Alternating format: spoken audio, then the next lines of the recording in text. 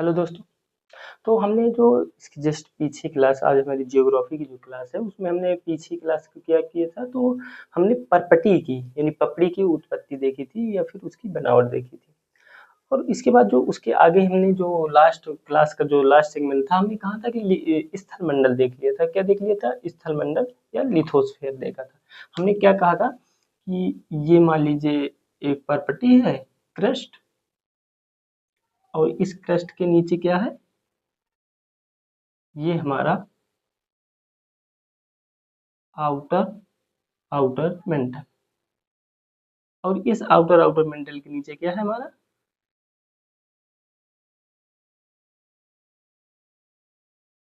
स्थेनोस्फेयर।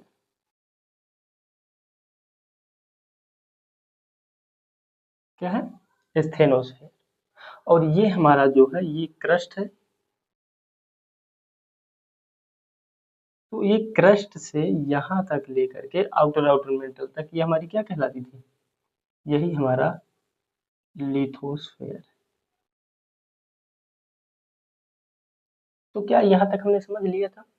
तो अगर अब हम जो है आगे इसी के आगे करेंगे। अब लिथोस्फेयर के बाद हम क्या करने वाले, इसके बाद हम क्या करने वाले हैं, परपटी की, यानी कि परपटी की उत्पत्ति के बाद आज हमारा जो होगा वो क्या होगा, स्थल मंडल।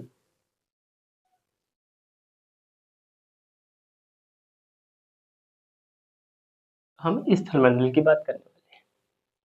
तो मैं पृथ्वी के स्थल मंडल की बात करूं, अगर मैं पृथ्वी के स्थल मंडल की बात करता हूं,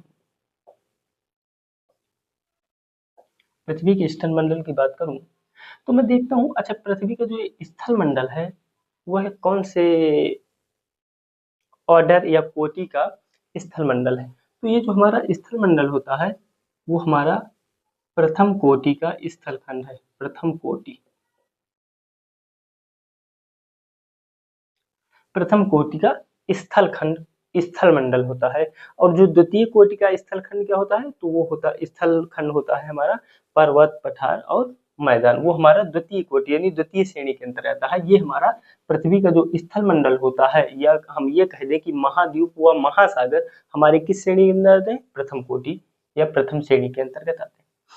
अगर मैं वर्तमान की बात करता हूँ, वर्तमान में या पृथ्वी के अंदर, तो अगर हम देखते हैं तो पहले क्या था, अगर मैं पूर्व की तरफ जाऊं तो मैं देखता हूं कि जो हमारा सागर था वो कितने 100% था। क्या 100% सागर था? और जो हमारा महाद्वीप था वो हमारा 0% था। क्योंकि अभी तक क्या थी, सागर में ये पूरी तरह से क्या थी, जलमग्न थी पृथ्वी। इसके बाद लेकिन मैं अगर वर्तमान की बात करूं, आज वर्तमान की, तो 71% जल और 29% महाद्वीप आ गया। यानी सागर कितना है? 71% और महाद्वीप 29% पे है। लेकिन अगर मैं इसे ध्रुवों पर बात करूं, किस पर? ध्रुवों पर। तो ध्रुवों पर ये अलग अलग हो जाती है। अगर मैं नॉर्थ की बात करूं, नॉर्थ पोल, नॉर्थ पोल यानी उत्तरी ध्रुव, और ये साउथ पोल यानी दक्षिणी ध्रुव। तो मैं नॉर्थ पोल की बात करूं तो यहाँ पर तो 61% क्या हो जाता है? जल हो जाता है। क्या हो जाता है? 61% जल हो जाता है। और जो है 39% भाग पर क्या हो जाता है? भूखंड।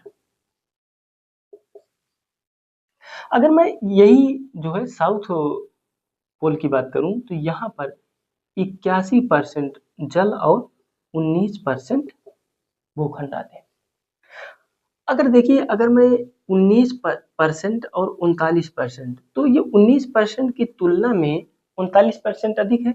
इसीलिए नॉर्थ पोल को हम भूमि ध्रुव कहते हैं या भूखंड ध्रुव, भूमि ध्रुव, भूमि ध्रुव या फिर भूमि गोलार्ध कह दे,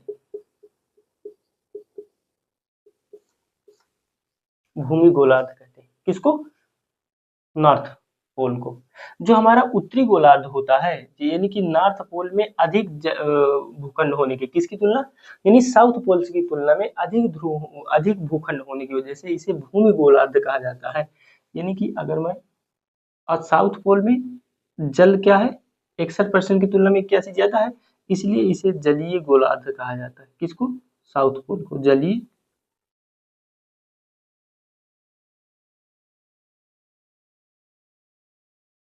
गोलार्ध। और लिखता हूँ, फिर इसके बाद समझा दूंगा थोड़ा सा। इसके बाद अगर मैं कहूँ कि अगर 35 डिग्री नॉर्थ से 70 डिग्री नॉर्थ तक आप जाएंगे तो आपको स्थल खंड का स्थल खंड का 50% से अधिक क्षेत्र देखने को मिलेगा। स्थल खंड कितना मिलेगा? 50% से अधिक मिलेगा। और अगर आप 65 डिग्री साउथ से ध्रुवों की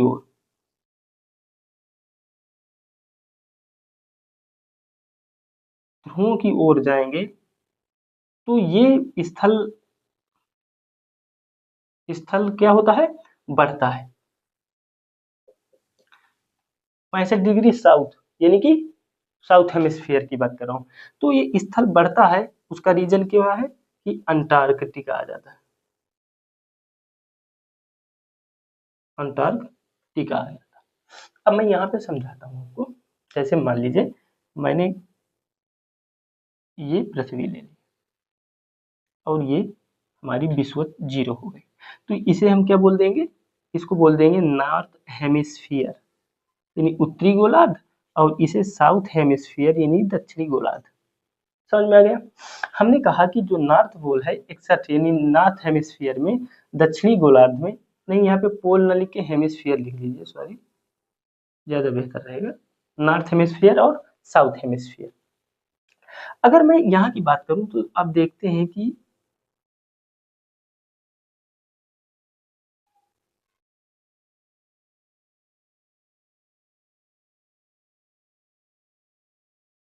यहाँ पे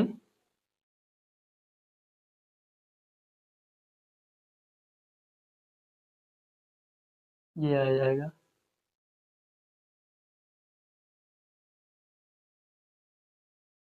अफ्रीका आ गया।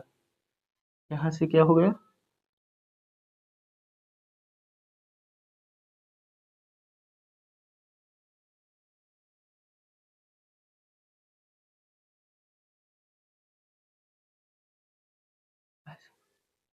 और यहाँ पर ऑस्ट्रेलिया आ जाता है, और क्या हो गया? अंटार्कटिका आ गया। हम कह रहे हैं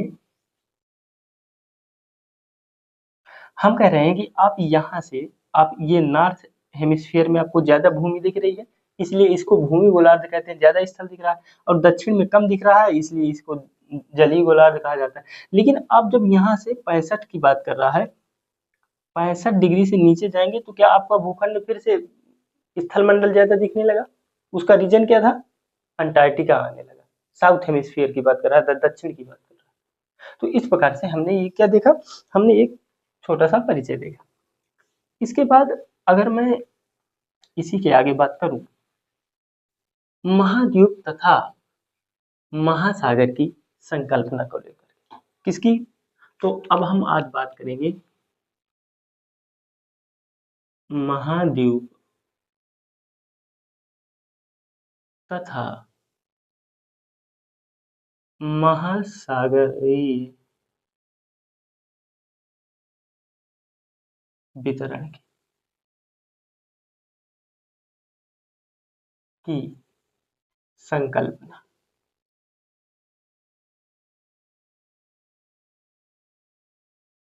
कि जो महाद्वीप और महासागरीय वितरण की संकल्पना क्या है? तो इसके दो मत हैं। महाद्वीप और महासागरीय के दो मत हैं, जिनमें से एक मत हमारा स्थायित्व उपागम की बात करता है, और एक मत है जो हमारा अस्थायित्व उपागम की बात करता है। अगर शब्द उपागम नहीं समझ में आ रहा तो आप लिख सकते हैं दृष्टिकोण। ठीक है, दृष्टिकोण भी कह सकते हैं। उपागम मतलब एक दृष्टिकोण देना, ठीक है। तो इन्होंने कहा क्या है, स्थायित्व उपागम और अस्थायित्व दृष्टिकोण के साथ दो मत आए। जो हमारे स्थायित्व उपागम थे, इनका सिर्फ यही कहना था कि इनका यानी जो महाद्वीप और महासागर हैं वो स्थापित या उनका विस्थापन नहीं होता है, यानी वो विस्थापित नहीं होते हैं, वो जहां पर हैं वहीं पर रहेंगे। कल जहां पर थे यानी कि जो पूर्व में वहीं पर थे, जहां आज हैं वहीं पूर्व में थे, और ये भविष्य में वहीं रहेंगे। इनका मत यही है, यानी कि इन्होंने कहा कि जो महाद्वीप होते हैं, महाद्वीप व महासागर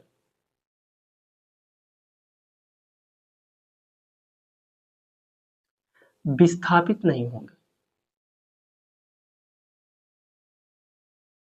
विस्थापित नहीं होंगे। ये किनका मानना था, स्थायित्व उपागमों वालों को। जबकि जो अस्थायित्व उपागम वाले थे, इनका मानना था कि नहीं, जो हमारे महासागर व महाद्वीप है ये क्या होते हैं, विस्थापित होते हैं। क्या होते हैं, ये विस्थापित होते हैं। यानी इनका कहना था कि जो महाद्वीप व महासागर आज जिनकी स्थिति, वर्तमान में जो स्थिति है, वो पूर्व में ऐसे नहीं थे, वो कहीं और रहे होंगे या नहीं रहे होंगे। लेकिन जो हम भविष्य की बात करें, इनमें अस्थायी उपागम वाले, यानी इन्होंने कहा कि पूर्व में भी ये परिवर्तित रहे, जो आज हैं ये पूर्व में ऐसे नहीं थे, आज ऐसे हैं, लेकिन ये कल ऐसे नहीं रहेंगे। यानी पूर्व में भी इनका क्या हुआ, विस्थापन हुआ।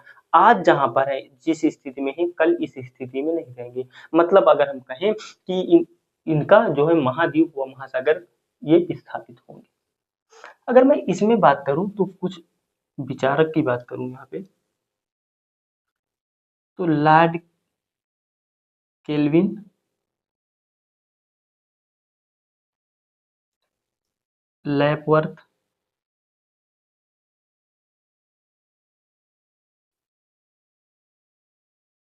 जेम्स जीन्स और लोथियन ग्रीन,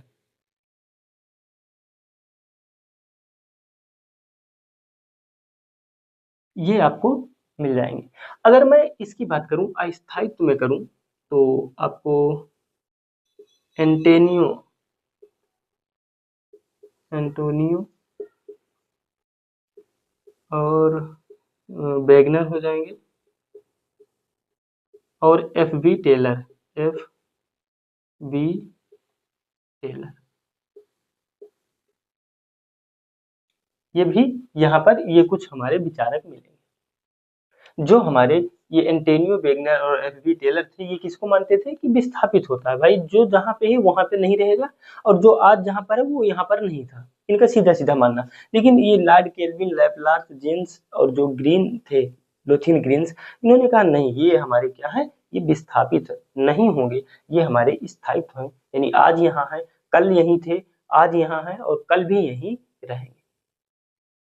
मैं अगर इनकी बात करूं तो अगर हम इनके सिद्धांतों की बात करेंगे, लॉर्ड केल्विन के सिद्धांत, लैपवर्थ, जीन्स और ग्रीन के सिद्धांत, तो ये जो अगर हम इनके जो परिकल्पना सिद्धांत थे, जो इनके सिद्धांत हैं, वो हम क्या करेंगे, पढ़ेंगे। लेकिन मैं अभी भी कह दे रहा हूँ, नॉट इम्पोर्टेंट, बता देंगे भाई जब, लेकिन इनके क्या है, इनके सिद्धांत इम्पोर्टेंट, क्योंकि इन सभी का यही मानना था कि सिद्धांत की मैं बात कर रहा हूँ, वो तो दृष्टिकोण तो बता ही दिया। सिद्धांत की बात करूं तो इनका अधिकतर आप देखेंगे लगभग लगभग सभी का यही था। गेगरी भी थे यहीं पे, गेगरी भी नाम लिख सकते हैं।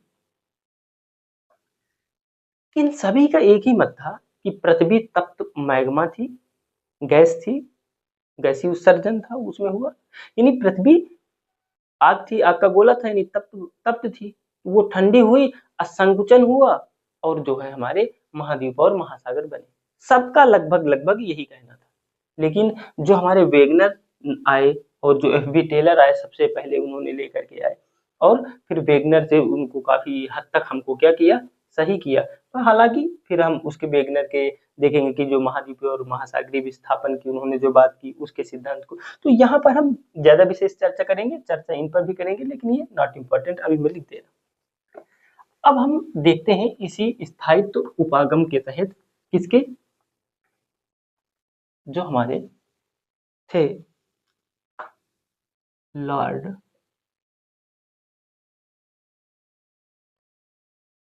केल्विन के सिद्धांत की बात कर रहे हैं। तो लॉर्ड केल्विन जो थे, इन्होंने कहा कि पृथ्वी, देखिए ये हमारी पृथ्वी है, ये पृथ्वी क्या है, आग का गोला है, यानी पृथ्वी हमारी क्या थी, तप्त थी, और गैसीय उत्सर्जन,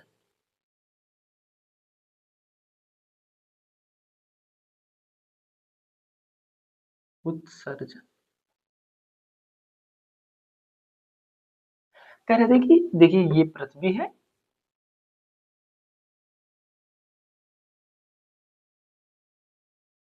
और यहाँ पर क्या है, गैसेस थे,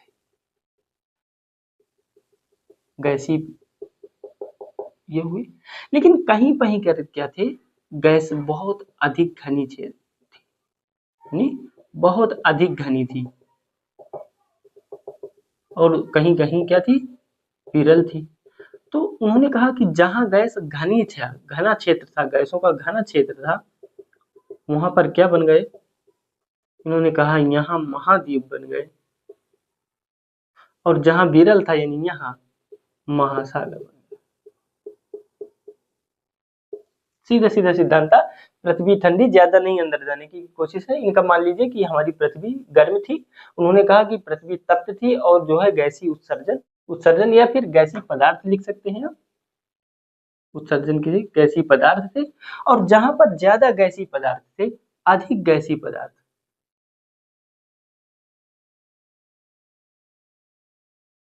अधिक गैसीय पदार्थ, तो जहां अधिक गैसीय पदार्थ थे वहां पर महाद्वीप बन गए, और जहां कम गैसीय पदार्थ थे वहां क्या बन गए, वहां पर हमारे महासागर बन गए। ये हमारा किनका था, लॉर्ड केल्विन का था। अब इसी के बाद हमने क्या देखा, लैपवर्थ,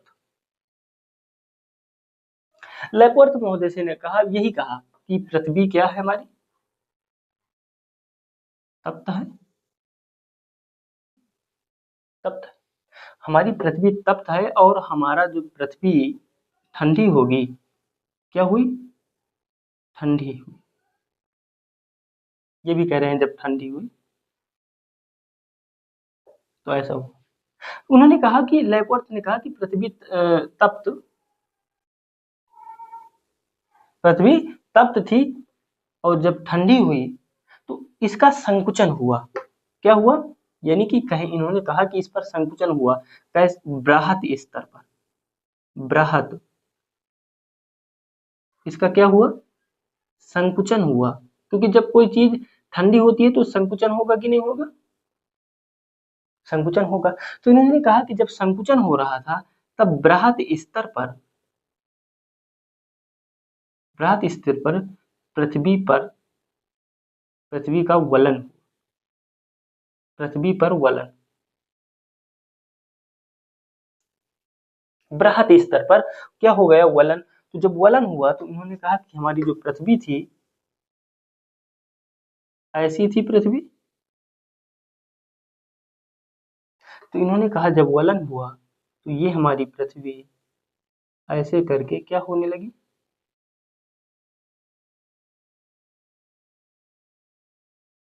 वलन आया, और इनमें मोड़ आ गया। तो ये जो क्षेत्र, जो ये वाला क्षेत्र था, इसे हम बोले क्या, इसको क्या बोला, उन्होंने कहा अपनति। क्या हमने अपनति और अभिनति पढ़ लिया है, तो मुझे लगता है कि आपको प्रॉब्लम नहीं होनी चाहिए। यानी कि जो धंसा हुआ क्षेत्र था उसको क्या बोला जाता है, अपनति, और जो उठा हुआ क्षेत्र था उसको क्या बोला, अभिनति। इन्होंने कहा जो हमारा धंसा हुआ क्षेत्र था, यानी अपनति क्षेत्र, वहां पर क्या हो गया, महासागर निर्माण हुए, और जहां पर हमारा अभिनति था वहां पर महाद्वीप आ गए, महाद्वीपों का निर्माण। ये हमारा लेपवर्थ का सिद्धांत कह रहा है। क्या कह रहा है कि लेपवर्थ कह रहा है कि प्रारंभिक पृथ्वी तप्त थी, ठंडी हुई, संकुचन हुआ तो उस पर बृहत स्तर पर पृथ्वी पर वलन हुआ और वलन की वजह से ये पृथ्वी कहीं पर धंस गई और कहीं पर उठ गई। जो धंसा हुआ क्षेत्र था जिसे हम अपनति कहते हैं वहां पर महासागर, और जहां पर अभिनति थी यानी उठा हुआ क्षेत्र वहां पर महाद्वीप का निर्माण हुआ, ऐसा लेपवर्थ महोदय ने कहा। अगर हम लेपवर्थ महोदय के बाद किसकी बात करें, इसको मिटा देते हैं, जेम्स जीन्स की बात करते हैं। तो आपने क्या ज्वारी संकल्पना हमने पढ़ाई थी, जेम्स जीन्स। आपने ज्वारी परिकल्पना पढ़ी, ज्वारी परिकल्पना स्मिथ जेम्स ने दी थी। इसमें क्या कहा गया था, ज्वारी परिकल्पना जब हम पढ़ा रहे थे, जब हम पृथ्वी की उत्पत्ति देख रहे थे तो हमने ज्वारी परिकल्पना की बात की थी। इसमें क्या था कि ये हमारा सूर्य था, ये हमारा क्या था, ये हमारा सूर्य था। उन्होंने कहा कि ये हमारा क्या था, ये सूर्य था, और यहाँ पर हमारी क्या थी, और पृथ्वी का कैसे निर्माण हुआ, तो उन्होंने कहा कि देखिए यहाँ से एक कंपेनियन स्टार, यहाँ पर क्या था, यहाँ पर एक कंपेनियन स्टार था, और यह कंपेनियन स्टार यहाँ से क्या किया, यहाँ से गुजरा, सूर्य के नजदीक से गुजरा। तो इन्होंने कहा जब सूर्य के नजदीक से गुजरा तो ये ऐसे करके ऐसे गया होगा, ऐसे करके निकला होगा यहाँ से, ऐसे करके ऐसे गया। तो कहा जब ऐसे निकला तो सूर्य और इस कंपेनियन के बीच में क्या हुआ, एक एक दूसरे को खींचे ग्रेविटी की वजह से, तो इस पर एक बाहर की ओर क्या हुआ, पदार्थ आया, और किस ऐसे शेप में, इस प्रकार से क्या आया, पदार्थ आया। क्योंकि जब ज्वारी परिकल्पना हम पढ़ा रहे थे तो इसी के माध्यम से हमने बताया था कि जो जब ये सिद्धांत देने में तुले थे कि भाई पहले आप देखते हैं सूर्य से जब नजदीक के ग्रह होते हैं तो छोटे होते हैं, अब फिर जब सेंट्रल में पहुंचते हैं तो बड़े हो जाते हैं, और जब हम और उसके बाद जाते हैं लास्ट तरफ जाते हैं तब फिर छोटे हो जाते हैं। ऐसी इसी को लेकर के जेम्स साहब ने क्या दी थी, ज्वारी परिकल्पना दी थी। उनका यही कहना था कि इसलिए ये एक सिगार की आकृति बनी, तो यहाँ पर छोटे फिर बड़े फिर छोटे, इस तरह से क्या बने, ग्रह बने। तो उन्होंने कहा कि ये इस एक स्थिति एक मान लेते हैं, उन्होंने कहा कि अगर सूर्य के द्वारा इस कंपेनियन स्टार के गुजरने से क्या बन सकते हैं, ग्रह बन सकते हैं, और यहाँ पर क्या बनाया उन्होंने, ग्रहों का निर्माण किया। ग्रहों का निर्माण ये आगे चल के सब कुछ मतलब सिर्फ इसलिए पढ़ लीजिए कि ये कह रहे थे, बाकी इनका अस्तित्व तो आज बचा नहीं, सब गलत साबित हो गए। ग्रहों का निर्माण हो गया, उन्होंने कहा कि अगर ये ग्रहों का निर्माण हो गया तो क्या, अगर ये हमारा क्या है, सूर्य है, क्या है हमारा, ये हमारा क्या है, सूर्य है, सन है, सूर्य है, और ये हमारी क्या है, पृथ्वी है, ये हमारा अर्थ है। तो क्या इन दोनों के बीच में एक दूसरे को खींचेंगे कि नहीं खींचेंगे, हाँ। तो इन जब दूसरों को एक दूसरे को खींचते हैं तो कह रहे हैं कि ये करके इसमें भी कुछ ऐसे आता है, और इससे क्या हो जाता है, ये आया, और क्या हुआ, ये ग्रह है, ग्रह लिख दीजिए, पृथ्वी नहीं, ये ग्रह है। तो क्या इससे ये उपग्रह निर्माण हो गए कि नहीं हो गए, उन्होंने कहा हाँ यार यहाँ पे उपग्रह तो हो गए, क्योंकि जिस प्रकार से एक सूर्य के पास से एक कंपेनियन स्टार गुजरने से अगर ग्रहों का निर्माण हो सकता है, तो क्या सन और जो ग्रहों के बीच में फिर से उपग्रह बन सकते हैं कि नहीं बन सकते, उन्होंने कहा हाँ उपग्रह बन सकते हैं। फिर उन्होंने कहा कि अगर उपग्रह बन सकते हैं तो वही इन्होंने सी में कहा कि मान लीजिए ये हमारा एक क्या है, उपग्रह है, और ये ग्रह है, ये क्या है, ये ग्रह है। इस उपग्रह को हम इस उपग्रह को इस उपग्रह को हम क्या मान लेते हैं, मून मान लेते हैं, और इसको हम मान लेते हैं अर्थ। क्या मान लेते हैं, मून और अर्थ मान लेते हैं। तो इन्होंने कहा कि जब ये एक दूसरे की तरफ क्या हुए, आकर्षित हुए ग्रेविटी की वजह से, तो यहाँ से क्या हुआ, ये हमारी पृथ्वी जो थी वो अब कुछ इस प्रकार से हो गई, इधर की तरफ क्या हो गई, खींच गई, कुछ ज्यादा हो गया।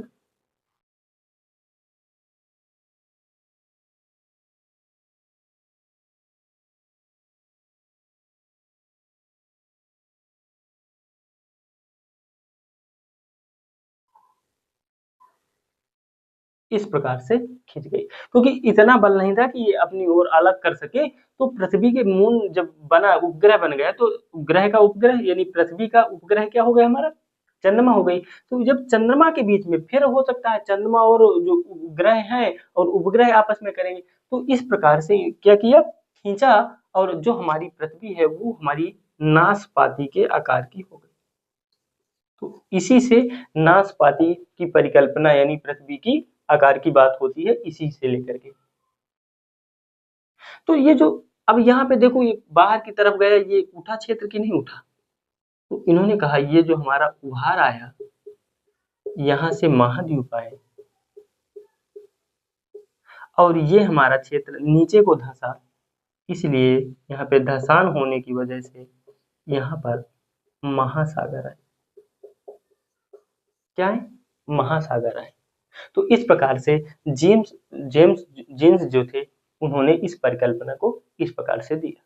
इसके बाद हमने एक और नाम देखा जिसका नाम था लोथियन ग्रीन। लोथियन ग्रीन साहब तो और अलग दुनिया में चल रहे थे, उनका तो अपना एक अलग भौकाल था। उन्होंने कहा देखो भाई, ग्रीन साहब ने कहा देखिए ये जो आप दे रहे हैं ये सब एकदम बकवास है भाई, हमारी बात सुनो। पृथ्वी गर्म थी, तप्त थी, ठंडी हुई और सीधा चतुष्फल की हुई।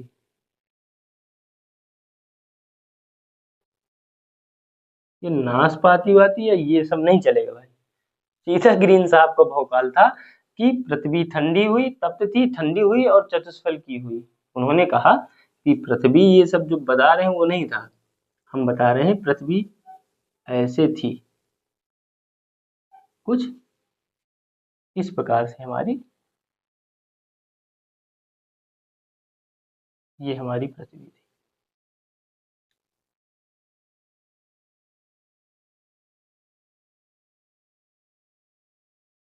ये ये हमारी पृथ्वी है।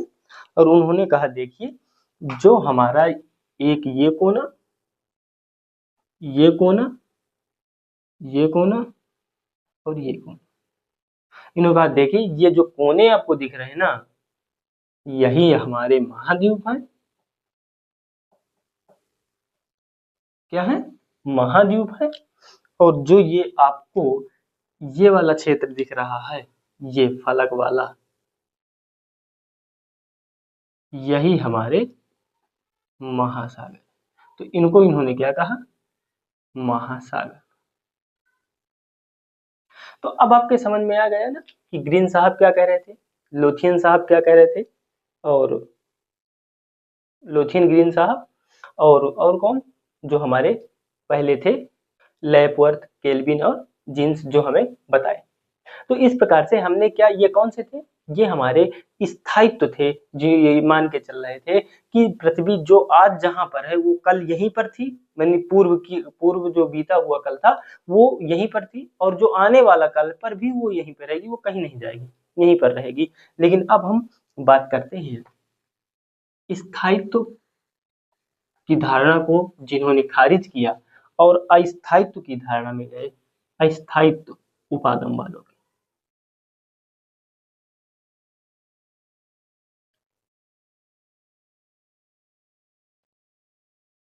किसकी, अस्थायित्व उपागम।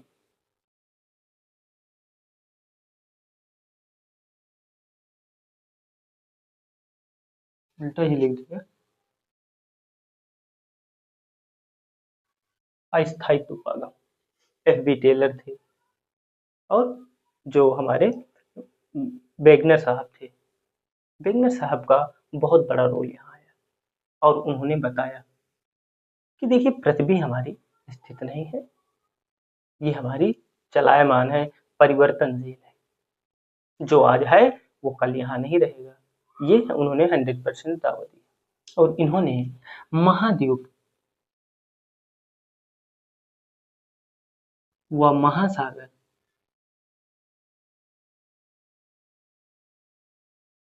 को क्या बोला कि ये हमारे क्या है, स्थित महासागर व महाद्वीप की स्थिति में परिवर्तन होगा।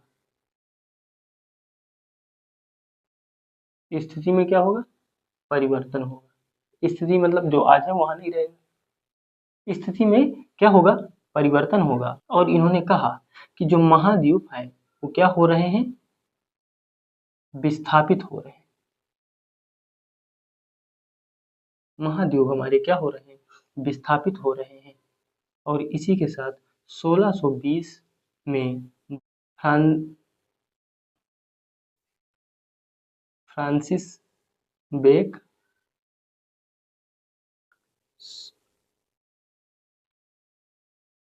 1780 बफन और 1858 एस्टोनियो स्नाइडर, इन्होंने क्या किया, इन्होंने इसी अस्थायी उपागम की बात की। लेकिन ये क्या थे, ये विचारक थे, क्या थे, विचारक थे। इनके पास कोई वैज्ञानिक साक्ष्य नहीं था, वैज्ञानिक साक्ष्य नहीं था। लेकिन फिर भी इन्होंने कहा कि देखिए ये जो है परिवर्तनशील रही। उनका रीजन उन्होंने बताया कि देखिए ये देखो, अगर हम इसकी बात करते हैं और हम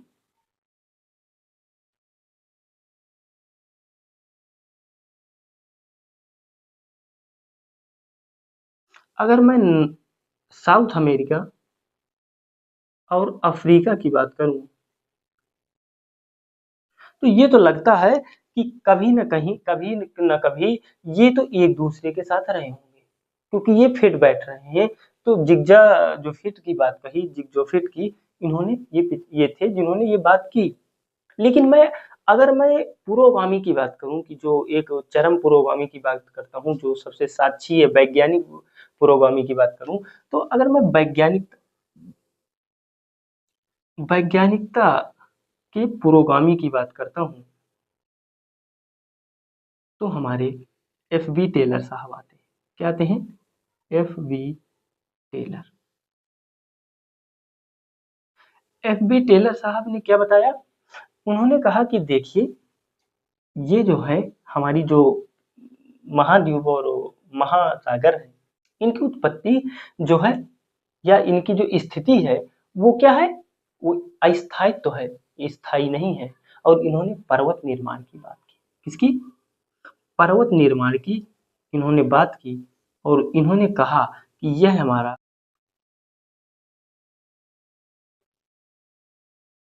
कल्प में हुआ, क्रिटेशस कल्प में हुआ। और उन्होंने कहा कि देखिए क्रिटेशस कल्प में हमारी चंद्रमा भी बनी, जो पृथ्वी की चंद्रमा है, उपग्रह है, ये हमारी चंद्रमा का भी निर्माण हुआ। क्यों चंद्रमा का निर्माण ये यहाँ पे करवा रहे हैं, क्योंकि यहीं पर चंद्रमा का निर्माण इसलिए करवा रहे हैं क्योंकि यहीं पर इनको ज्वारीय बल दिखाना है। क्या दिखाना है, ज्वारीय बल दिखाना है, क्योंकि वही तो पर्वत का निर्माण करेंगे। हालांकि अधिकतर जो लोग थे इसी को ज्वारीय बल लेकर के ही एफबी टेलर साहब आए। वेगनर साहब जो उनका एक, अगर मैं आलोचक की बात करूं तो आलोचकों साक्ष्य में से सबसे कमजोर कड़ी रही उनके बल को लेकर के। उन्होंने दो बल दिए, एक विषुवत से लेकर के दिया और उन्होंने एक सूर्य और चंद्रमा से लेकर के दिया, जो सबसे कमजोर कड़ी आई। उनका मानना था कि करोड़ों वर्ष तक ये बल काम करते रहे और एक दिन ऐसा आया कि ये जो है महाद्वीप को विस्थापित कर दिए। हालांकि बहुत सारे ऐसे जो वैज्ञानिक थे उन्होंने कहा कि ये जो इनका जो क्षमता है ज्वारीय बल की बात कर रहे हैं, जो एक ध्रुवीय से आने वाले ध्रुवीय बल की बात कर रहे हैं, ये अपर्याप्त अक्षम्य है, जो हमारे महाद्वीपीय को विस्थापित कर पाए, उनमें ऐसी क्षमता ही नहीं है। लेकिन ये तो चंद्रमा तो लाएंगे ही ना, क्योंकि इनको क्या करना है, ज्वारीय बल उत्पन्न करवाना। तो इन्होंने क्रिटेशियस काल में ही कहा कि चंद्रमा आएगी, और इन्होंने कहा कि देखिए ये जो अभी तक बता रहे थे ये सब मोह माया है भाई, ऐसा कुछ था नहीं, हम बता रहे हैं कैसे था। इन्होंने कहा कि देखिए ये हमारी पृथ्वी थी, और ये हमारी पूरी पृथ्वी जो है किससे थी, जल से भाई साहब मग्न थी। और ध्रुवों पर, किस पर, ध्रुवों पर दो भूखंड थे, ध्रुवों पर दो भूखंड थे। ये कहां से आए, नहीं पता भाई, ये थे, कहां से आए कैसे आए नहीं, ये तो थे भाई, दो ध्रुवों पर भूखंड थे, और हमारे ये क्या हुए, इन पर ज्वारीय बल काम करने लगा, और इनका क्या हुआ, ये विखंडित हुए। कौन सा बल काम किया, ज्वारीय बल। इसीलिए इन्होंने क्या किया, क्रिटेशियस काल में चंद्रमा को उगाया। इन्होंने कहा ज्वारीय बल काम करा, और ज्वारीय बल काम करने के बाद ये क्या हो गए, ये कई खंडों में विखंडित हो गए। उन्होंने कहा कि ये जो भूखंड थे ये कई खंडों में क्या हो गए, विखंडित हो गए, और इस प्रकार से हमें महाद्वीप व महासागरों की निर्माण की प्रवृत्ति हुई। कैसे, इन्होंने कहा देखिए अभी तक क्या था, ये तो जल था, पूरे में तो जल था ही। इन्होंने कहा अब देखिए दो खंड थे, जल का क्षेत्र था।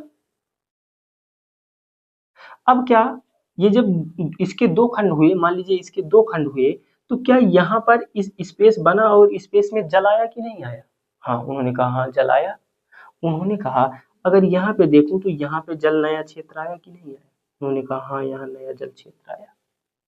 वही कहें कि इस प्रकार से जो हमारे नए महासागरों का निर्माण हुआ, क्या हुआ, नए महासागर।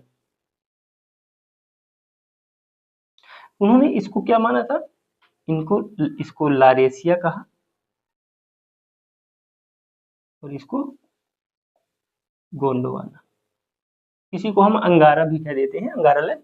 तो इस प्रकार से उन्होंने कहा देखिए ये नए महासागर आए, और ये जो है कई भागों में टूट गए, तो इसलिए ये क्या हो गए, ये नए महाद्वीप आ गए।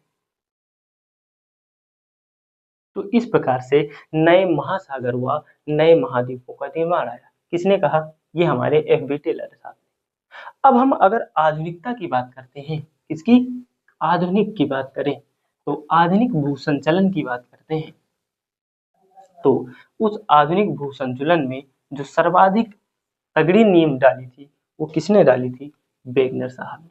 तो मैं अब आधुनिक की बात करता हूँ।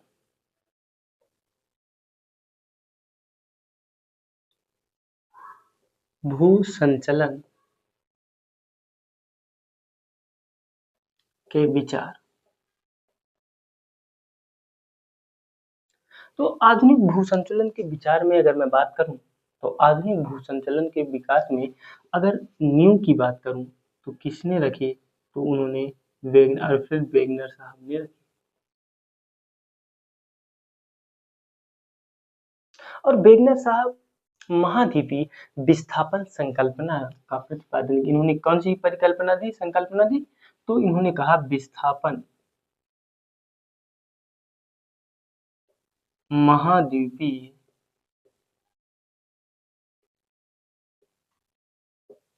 विस्थापन परिकल्पना,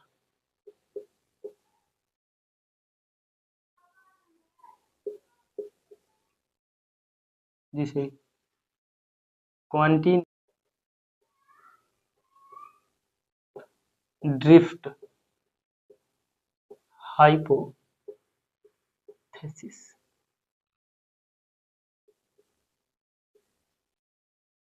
कॉन्टिनेंटल ड्रिफ्ट हाइपोथेसिस के नाम से जाना गया। वेगनर साहब ने 1912 में, अगर मैं इसकी मूल परिकल्पना की यानी मूल अवधारणा यानी परिकल्पना की मूल विशेषता क्या थी? तो उस मूल परिकल्पना की अगर मैं बात करूं, मूल परिकल्पना,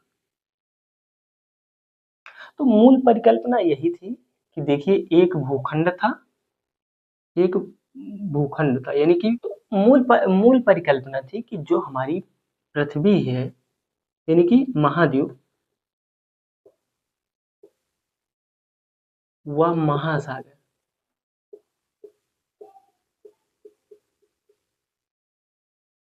कि जो आज स्थिति है, वर्तमान स्थिति है, पृथ्वी की वर्तमान स्थिति है, वो हमारे एक पेंजिया के विखंडन से हुआ है। एक पेंजिया विशाल कॉन्टिनेंट था जिसके विखंडन से हुआ, और इसी विखंडन के जो विखंडन हुए, उन्हीं विखंडन से विखंडित खंडों से हमारे क्या बने, महाद्वीप बने। और उन्हीं खंडों के बीच में एक नए सागर का जल भराव हुआ, तो वहां से हमारे क्या बने, महासागर। ये लगभग लगभग जो अभी आपने किसमें, एफ.बी. टेलर में देखा, कुछ वैसे ही बताया। लेकिन इन्होंने महाद्वीप विस्थापन परिकल्पना के तहत इन्होंने स्थिति और जो है स्थिति को लेकर के, किसके, महाद्वीप और महासागर की स्थिति को लेकर के एक दृष्टिकोण दिया। कैसा, एक वैज्ञानिक दृष्टिकोण लाए। और इन्होंने 1912 में, अगर मैं इनकी बात करूं 1912 में, तो 1912 में इनका एक लेख प्रकाशित हुआ। लेख प्रकाशित हुआ किस भाषा में, जर्मन भाषा में। और इस लेख प्रकाशन के बाद इसी पर 1915 में जर्मन भाषा में ही बुक लिखी गई, और इस 1915 के बाद 1924 में इस बुक का क्या किया गया, अनुवाद करवाया गया। क्योंकि ये किस भाषा में लिखी थी, जर्मन में, तो इसका अंग्रेजी अनुवाद हुआ। अंग्रेजी अनुवाद हुआ, और इन्होंने, ये जो अंग्रेजी अनुवाद था उसका नाम क्या था, तो इसका नाम था ओरिजिन ऑफ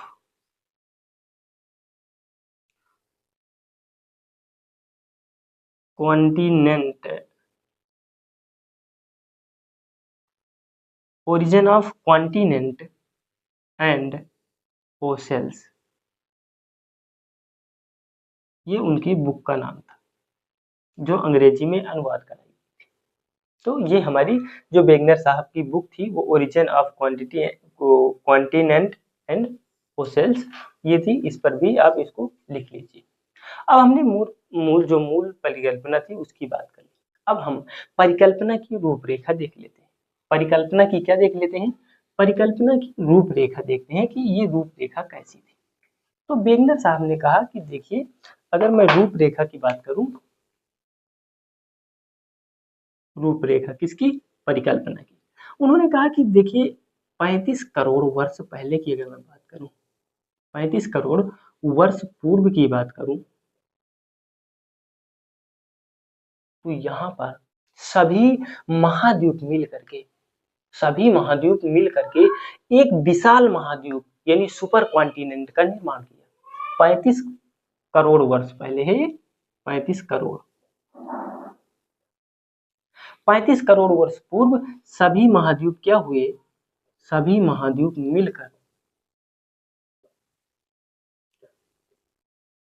मिलकर एक विशाल विशाल महाद्वीप का क्या किए, निर्माण किया। महाद्वीप, वो जो छोटे छोटे महाद्वीप रहे हों या बड़े कुछ रहे हों, वो सभी आकर के क्या किए, मिल गए, और मिल करके क्या किए, एक विशाल महाद्वीप का निर्माण किया। और ये जो हमारी प्रक्रिया है वो कब चल रही थी, तो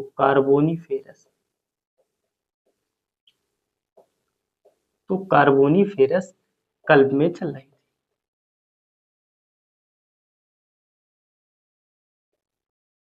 कार्बोनिफेरस काल में चल रही थी।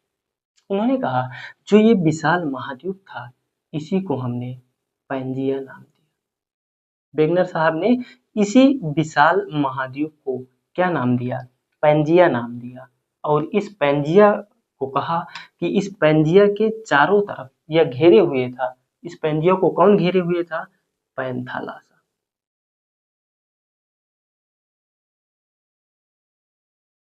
उन्होंने कहा इस पैंजिया के चारों तरफ क्या था?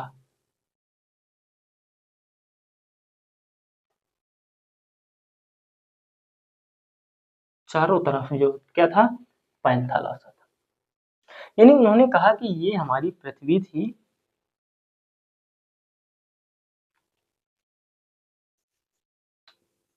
ये हमारी क्या थी? ये हमारी पृथ्वी थी। और यहीं पर क्या हुआ था? ये हमारा एक विशाल भूखंड बन गया था और ये हमारा क्या था? चारों तरफ उसको जल ने घेर रखा था। तो इसको हम बोलते हैं पैंजिया और इसको हम बोलते हैं पैंथालासा। जो पैंजिया थी, पैंजिया के मध्य में एक उथला हुआ संकीर्ण सागर था जिसका नाम था क्या? तेथीज। यानी यहाँ पर उन्होंने कहा कि यहाँ पर एक सागर था। क्या था? एक सागर था। और इस सागर का नाम क्या बताया उन्होंने? कि यहाँ पर तेथीज सागर है।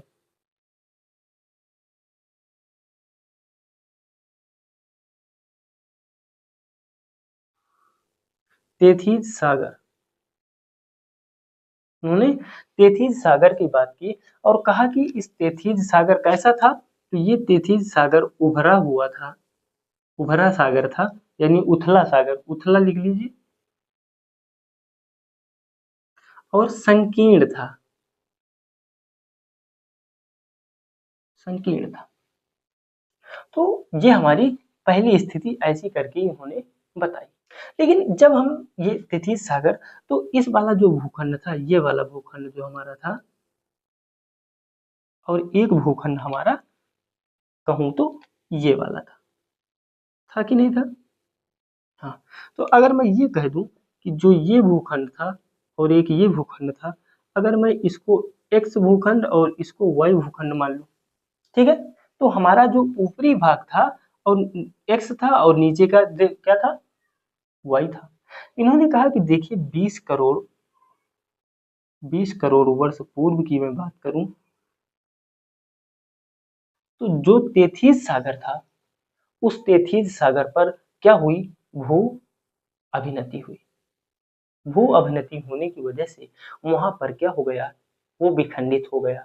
क्योंकि यहाँ से पानी था, एक यहाँ से कमजोर था। तो इस कमजोर की वजह से जो हमारा पेंजिया था, अब वो दो भागों में बट गया। उन्होंने कहा देखिए अब जो हमारा पेंजिया था ना, अब हमारा पेंजिया दो भागों में बट गया। ये पृथ्वी थी और उन्होंने कहा कि ये जो हमारा पेंजिया था वो अब दो भागों में बट गया। एक ये बट गया और दूसरा हमारा ये। अब हमारा पेंजिया कुछ इस प्रकार से दो भागों में बट गया। उन्होंने पहले वाले को लारेसिया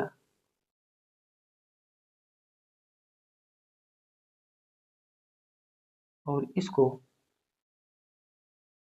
गोंडवाना कहा। और जो इनके बीच में सागर था, और इनके जो बीच में सागर था, उसको उन्होंने कहा कि ये किससे बना? तो यहाँ पर भू सन्नति से बना ना, भू अभिनति, भू अभिनति हुई और क्या बना? तेथीज सागर। तेथीज सागर पर क्या हुई? भू अभिनति हुई। और इस प्रकार से हमारे दो विखंड भूखंड बने, एक लारेशिया और दूसरा गोंडवाना। फिर इन क्या हुआ?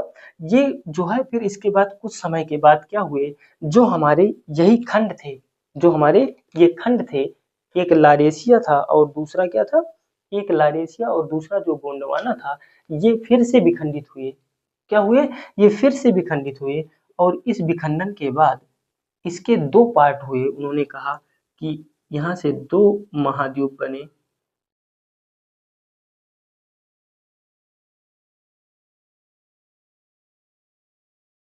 एक नॉर्थ अमेरिका, ये क्या है हमारा, ये उत्तर अमेरिका यानी नॉर्थ अमेरिका, और दूसरा उन्होंने बताया कि हमारा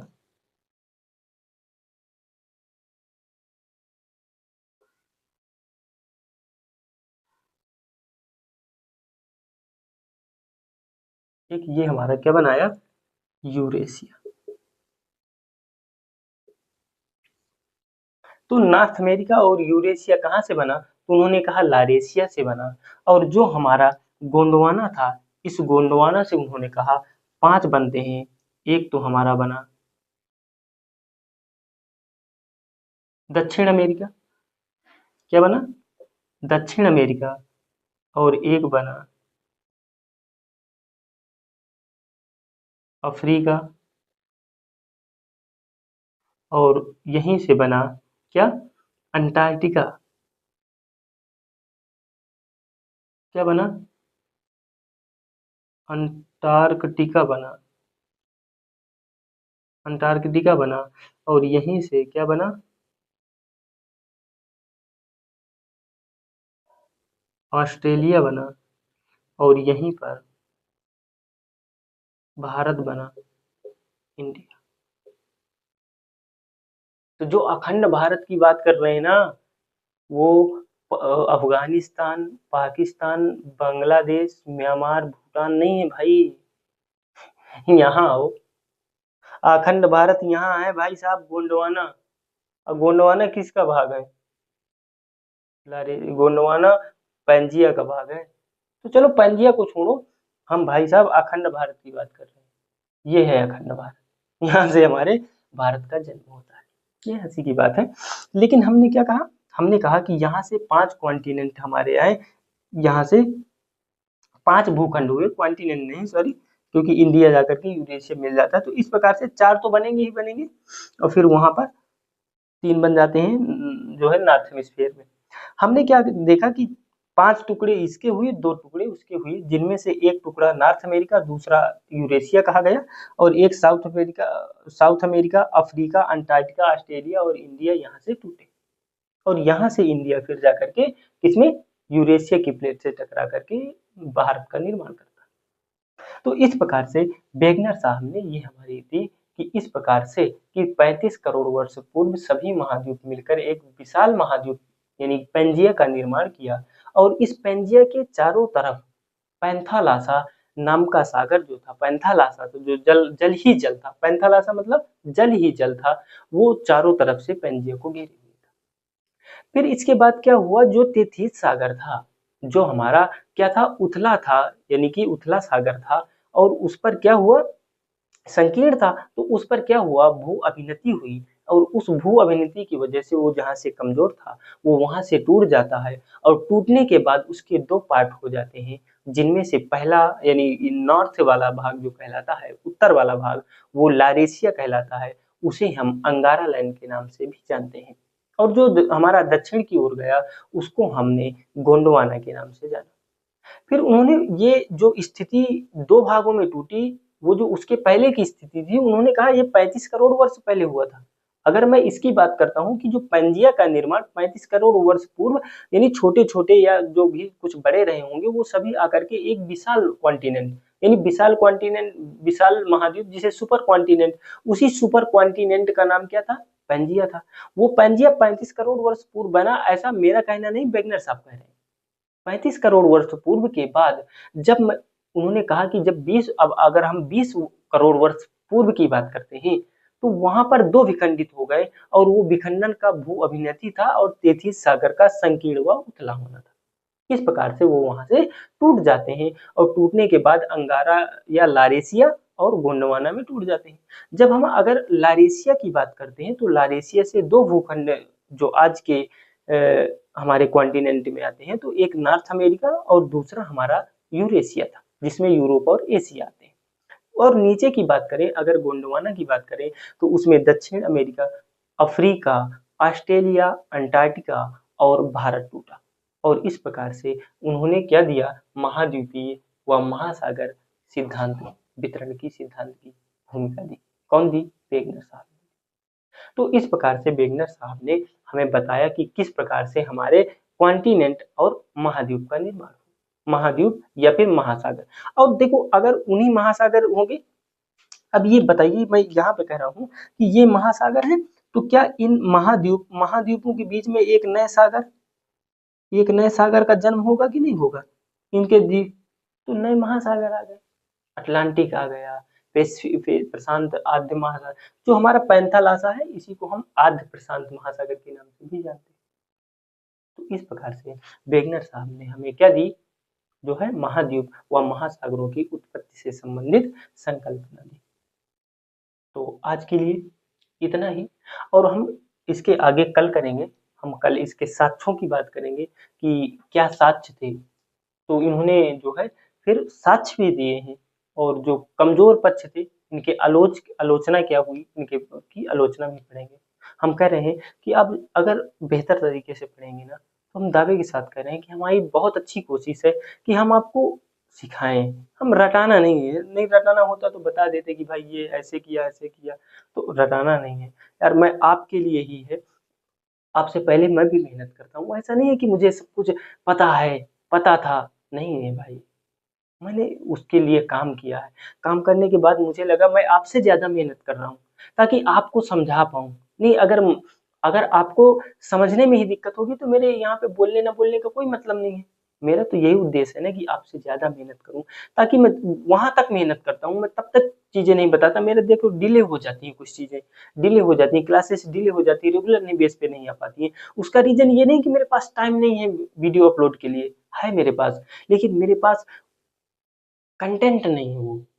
कौन सा कंटेंट? कि आपको समझ में, तब तक मैं मेहनत करता हूँ जब तक आपको समझ में ना आए। मैं भी बहुत सारी चीजें क्या करता हूँ, ढूंढता हूँ, और ढूंढ करके फिर मैं अपने आप को सेटिस्फाइड करता हूँ, फिर आप तक लाता हूँ, ताकि आपको चीजें जो है ना आपको समझ में आनी चाहिए। तो आई होप कि आज आपने समझा होगा।